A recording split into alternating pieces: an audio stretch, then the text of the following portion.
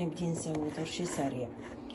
هاي عندنا جزريات، هذا عندنا السلري، الكرفس العوادين، وهاي من هاي الفلفل البارد مو حار، راسين من الشلغم اللفت، وراس من القرنابيط الزهرة. هسه قطعهم وارجع لكم. حبايب بدينا نقطع الخضروات بهاي القطاعة. هاي قطاعة عندكم يطلع شكلها شوية حلو.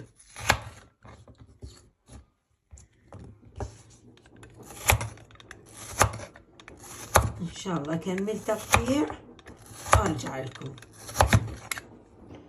كذلك هذا شوية ثوم عجم منقعته بمي حار، وهذا ملح خشن. انا استخدمت اليوم ملح الهيمالايا، وانتم براحتكم اي ملح. حبايب هسه نحط الملح الخشن على الخضرة. بسم الله الرحمن الرحيم.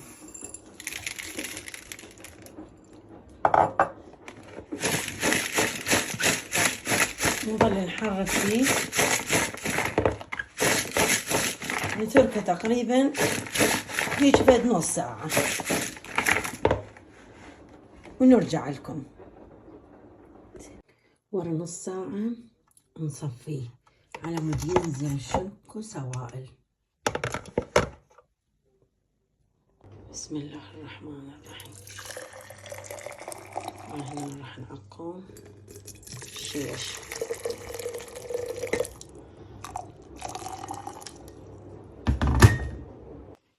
ننتقل إلى تتبيلة صوص الطرشي. عندنا ملعقة كزبرة، ملعقة بطنج، ملعقة كاري، قليل من الكركم، ملعقة ملح، ملعقة كرفس باودر. هاي هنا عندي دبس وخل التمر، دبس الرمان. أخلط الصلصة وارجع لكم. خليت التوابل. هنا عندي تقريبا شيشة الدبس، ملعقتين من الدبس، درت عليها خل، ترست هاي الشيشة، خليت اخلط.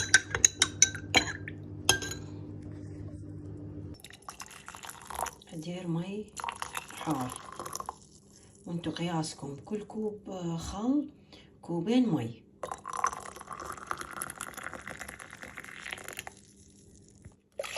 هذا الكوب الاول، هذا الكوب الثاني. على دبس الرمان خليت ملعقتين، وظل اخلط اللابسة. وبعدين حبايب تقدرون تذوقوه وتشوفون ملحه حموضته. بس يفور نديره على الخضروات. هاي حبايب شوفوا ما شاء الله بدا يفور.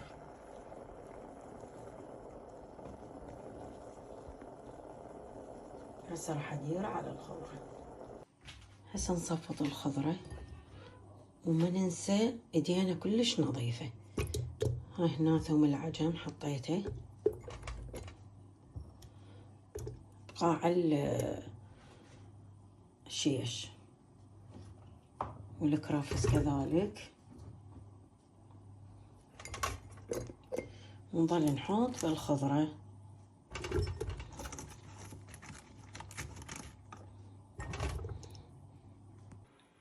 هاي حبايب خليت الخضرة، كبرت الشيشة لأن ما شاء الله هو صار. هسه راح ادير الصوص وراويكم. بسم الله الرحمن الرحيم.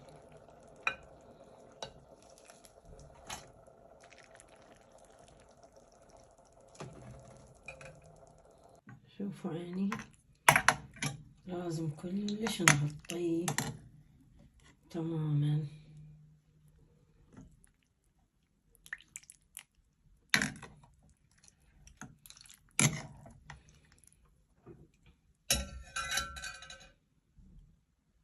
هاي حبايب خلصنا، وإن شاء الله نتركه يوم يبرد، نحطه بالثلاجة وأراويكم النتيجة.